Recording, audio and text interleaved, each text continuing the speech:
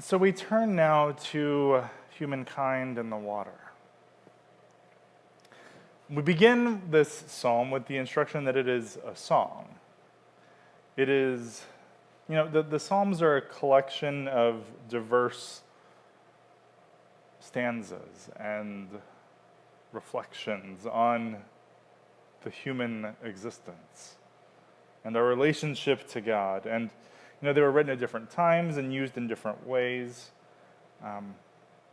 It is believed that this particular psalm was sung during the Fall Harvest Festival. So it was a way of giving thanks and reminding the people of their place in the world.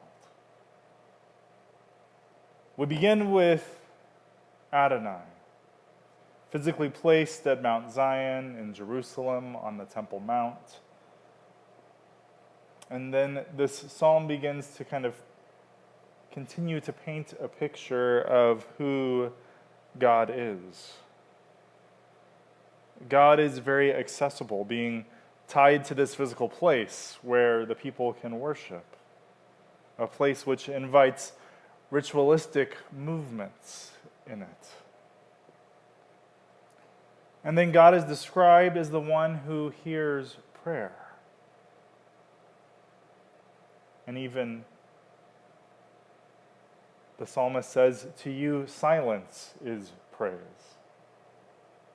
It seems that the psalmist is struggling with being surrounded by wicked words and a world overwhelmed by sin.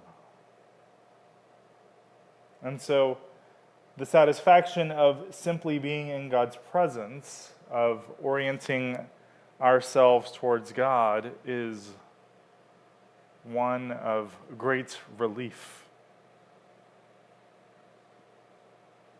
For it is indeed God the one who is the one who brings us near.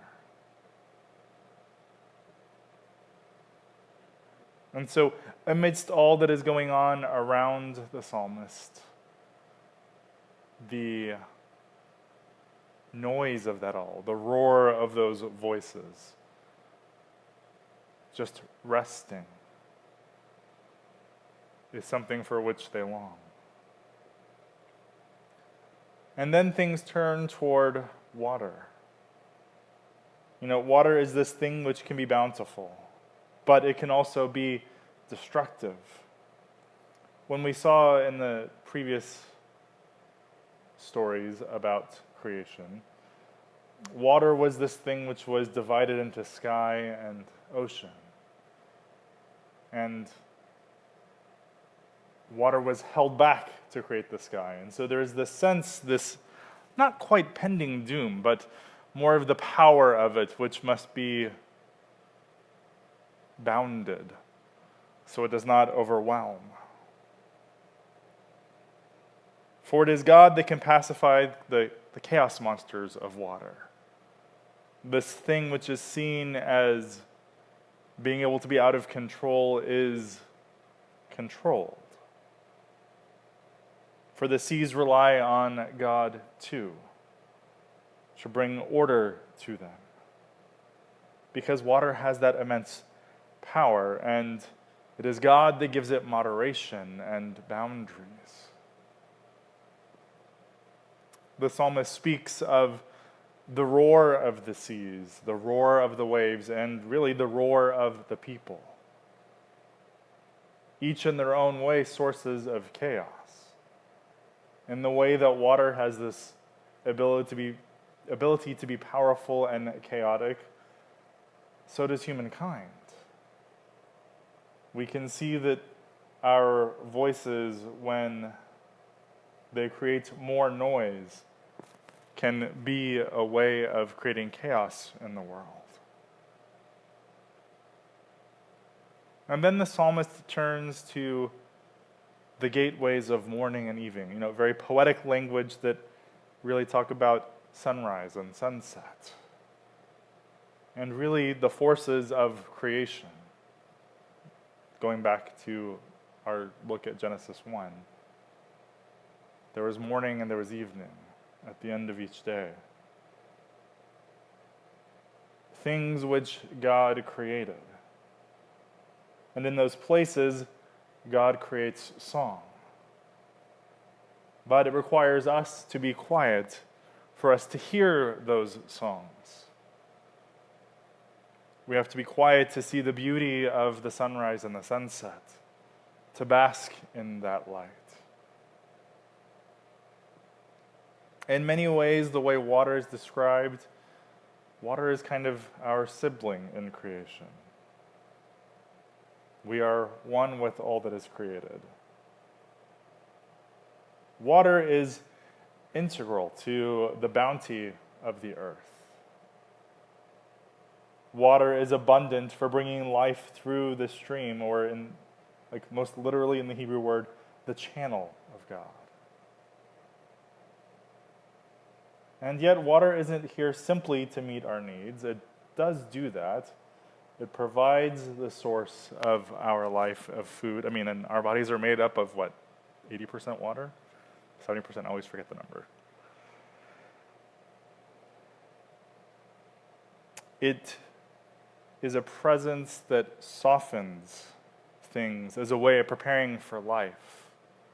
Not just the soil, but with us too. Water brings life even in the desert and places where there are no people that can be sustained. We wouldn't survive very long in it. People have figured it out, but it comes at great expense these days.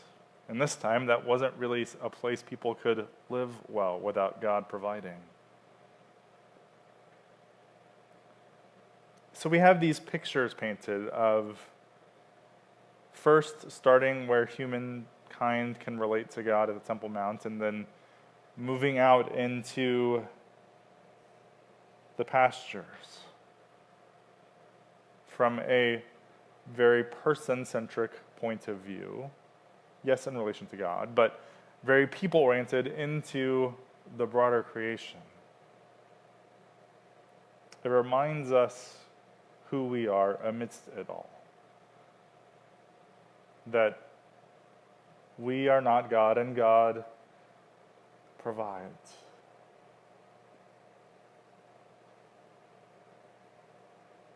If we could just be satisfied, we might remember that God has provided enough. If we could just be quiet long enough to sit in the presence of God, in the presence of all that God has created, we might remember these things. But there is the noise around us, the roar of the people, which distracts us from these things. I think we can relate to the psalmist who is surrounded by wicked words and other things which distract. And it seems for the psalmist the noise of that is like the roar of the ocean. If you are right next to it, you can't hear much else. We as people in Southern California have some reference for that. Probably most of us have been to the ocean at some point in time. Growing up in West Texas, I had not been to the ocean until college, so that's a different experience. But,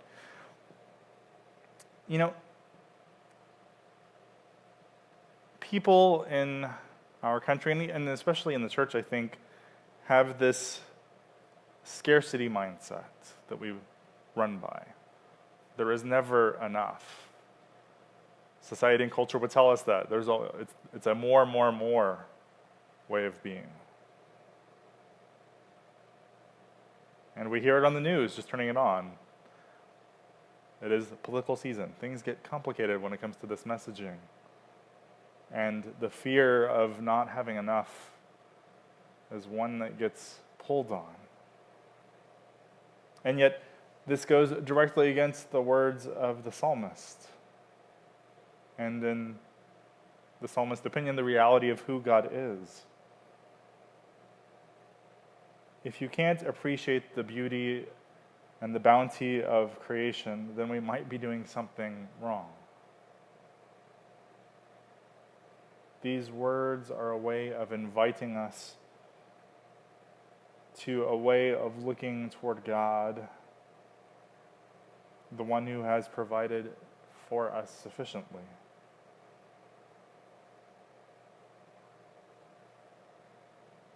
even when we are struggling with immediate needs because of what the world around us is doing to us sometimes. The way the systems of injustice may operate, the way the powers that be oppress and marginalize humankind.